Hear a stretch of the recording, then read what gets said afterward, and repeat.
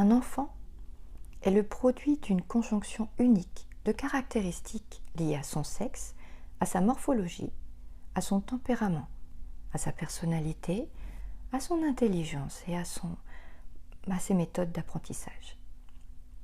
En prenant conscience des innombrables combinaisons et permutations que permet ce brassage, vous comprendrez qu'aucun enfant n'est meilleur qu'un autre et qu'il n'existe aucune manière d'être qui puisse tenir lieu de référence.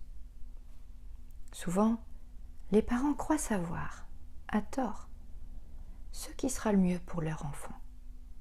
Ils persistent en quelque sorte à vouloir faire pousser des poires sur un pommier. Ce type de soutien ne peut qu'entraver le bon développement de l'enfant. N'oublions jamais que chaque enfant vient sur Terre pour accomplir un voyage et une mission qui lui sont propres.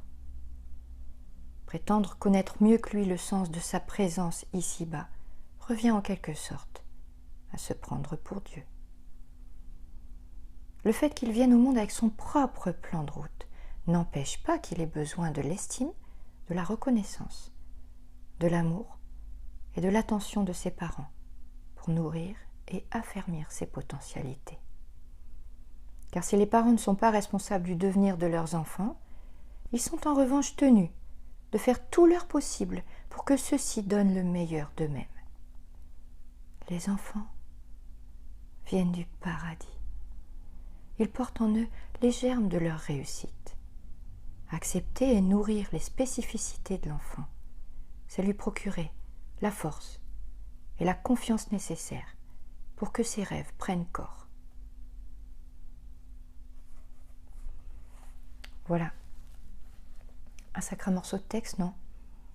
C'est extrait d'un livre qui est sorti aux États-Unis en 1999, bien avant qu'on parle en France de psychologie positive ou de pédagogie positive, parce qu'on entend tout le temps ça, et effectivement, moi j'ai eu la chance d'avoir ce livre entre les mains dès sa sortie en France en 2003, et il s'agit d'un livre de John Gray, qui s'appelle « Les enfants viennent du paradis ». John Gray, on le connaît en général pour son best-seller « Les hommes viennent de Mars, les femmes viennent de Vénus ».